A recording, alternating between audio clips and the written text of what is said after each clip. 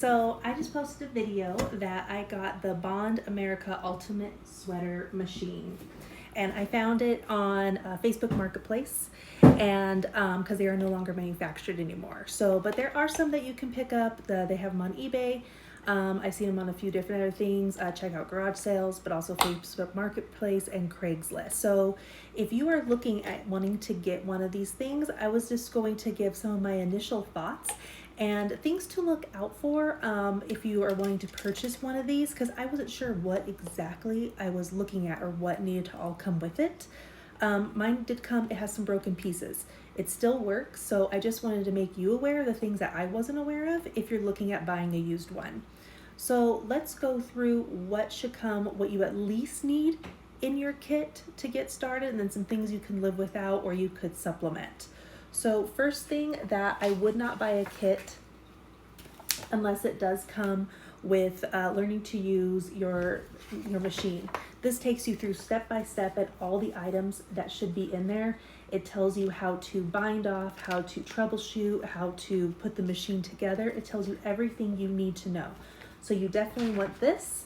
And then honestly, you definitely want, it should come with a pattern book. It might have a different color depending on the vintage when it was made, but you want this. It comes with 12 different patterns, and it starts you with like how to, like the easiest project, making a beanie hat, and then it goes up to making an afghan, making a sweater, a scarf, and each project teaches you something new on how to learn the machine. So very helpful for making you successful on how to learn this. It teaches you how to do cables, how to do different lace stitches, and even the aisles, that pretty little Scottish pattern thing. The Fairs Isle, I think is what it's called. So definitely do not buy a machine that doesn't come with these. The last thing that wouldn't probably be necessary, but the quick setup guide for me was super helpful because the pictures are super clear. It might depend on the vintage if you have this. I think mine was made in the late 90s or early 2000s. Mine also did come with a VHS tape. I do have a cassette player, a tape player, so I have to set it up. I don't even know if it works anymore, but we're gonna try them out. I did find one video uploaded onto YouTube, so I watched that. I just typed in Bond America Ultimate Knitting Machine, and I watched that video, and that was very helpful. I don't know if there's anything else on this. I'm gonna try it out and see. So besides the setup guide and the pattern book, things that you have to make this machine work. It should have this, I want to give you the correct names. It should have, what comes with your spinning machine is the needle bed. It comes with two. These come apart. There's one bolt that bolts them together. Mine was broken, but they had drilled 2 holes and had 2 nuts and bolts holding it together, so it still works. But you need at least 2 of these track beds to be able to make sweaters that are small and medium size. If you need to make large or extra large, you're gonna need additional track beds, which it talks about. They had an extension kit you could get, but it even said all of their tracks will click up together. So if you bought 2 machines, you could get multiple tracks and make super long projects. This initial one should come with 100 needles. These silver things right here, there should be 100 of them with the 2 tracks.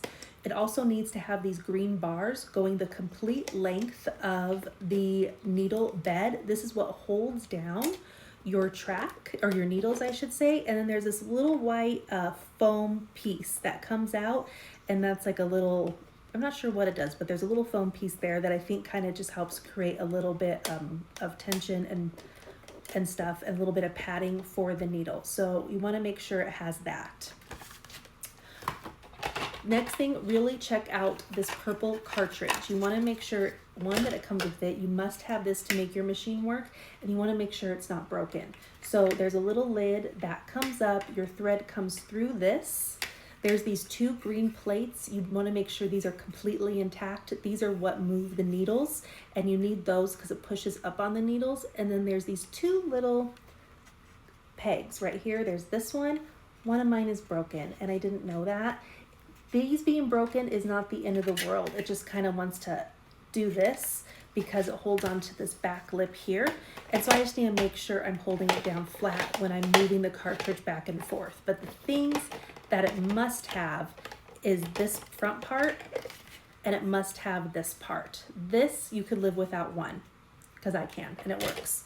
The other thing it must come with are these, they call them keypads or key plates, and there should be 4 of them, and they are numbered 1, 2, 3, and 4. And these are for your different weight yarns. You can go up to a Sport DK yarn all the way up to a chunky yarn. So you want all 4 plates to be able to use all the different yarns. The next thing you want it to come with is there should be 4 of these green cards and then 1 yellow card. Mine didn't come with the yellow card. They had this in there. They must have lost it or broke it, but this does work. But you definitely want these cards. This is to set up your needles where they need to be in the correct position. And then you also want it to have this hem. This is this long black piece. I saw YouTube videos on doing an e-cast on without this, but using the startup guide, their step-by-step process, they use the hem. And so if you want to follow the directions, this is nice to just learn how to use their machine. And there should be 4 metal rods. 2 go in the top and 2 go in the bottom, and this creates weight for your project as well. It also should come with a latch tool and a prong. So there should be a little latch on one side and a prong, and then I have an extra one. I don't know if they came with it like this or they bought an extra one. There is some wax, and that's for these key plates, because these are where your needles ride along when you're moving your cartridge back and forth. It should have came with some of these, they're calling them the clips, they're little clothes hanger clips. Mine didn't have any, but you can buy new clothes hanger clips. These ones work just fine. And there should have been some rubber bands and S-hooks, which mine did not come with. But I just purchased some rubber bands, and I have some S-hooks that I think are gonna work. That's for when you're making your sweater and you're wanting to increase, is what I have read so far, is when those come in really handy. The last thing is elastic thread that is 10 millimeter. And mine came with a little bit of one, and I used it all up practicing on my machine, but I just ordered more from Amazon, and I got both of these in, so I have this as well. So my initial thoughts, that's everything you would want to have. That's for a complete kit to make this machine work. The other thing you'd want to make sure is that your needles aren't bent. Take a look to make sure it's a plastic product. So you've got to give it some grace with it being a plastic machine. Just like the Centro Circular Knitting Machine, it's a plastic product. So you want to give that a look at. So there's some pieces that are a little bit busted. Oh, there's also 2 C-clamps that are at the bottom, and that's what clamps on the machine onto your table. You want to make sure you have those as well. And then I'm also using this nonstick mat that I have for my kitchen drawer liners. I had extra. This works really well to keep him stable and from moving. After that, she is a little bit of a diva. Compared to my Centro Circular Knitting Machine, I've been using that for about 6-7 years now, and I love it. It works great. I love my Centro Knitting Machine. This is even a little bit more temperamental, I have found. For me, when she is on here, they show in the video like doing this, going back and forth. If I do that, these needles jam up. What I found, if I'm pushing back more on this side, it jams up. I have to actually give a little bit more forward weight. And so I actually hold it here and kind of do this. And I've been having more success, and I made my first beanie hat. It makes a stockinette stitch where you have all knit stitches on one side and then all purl stitches on the other side. And then in this setup guide, it teaches you how to do ribbing, how to do cables, how to do lace, different bind offs, how to do the Ferrers aisle things. It has all that different stuff that works for this machine, how you can manipulate the stitches to get those really cool knitted stitches and knitted patterns. So there's just some little bit of tips if you are looking at getting one. It was pretty fun. It took me, this was my 4th try. I set her all up, I read the directions, I tried, things weren't working well.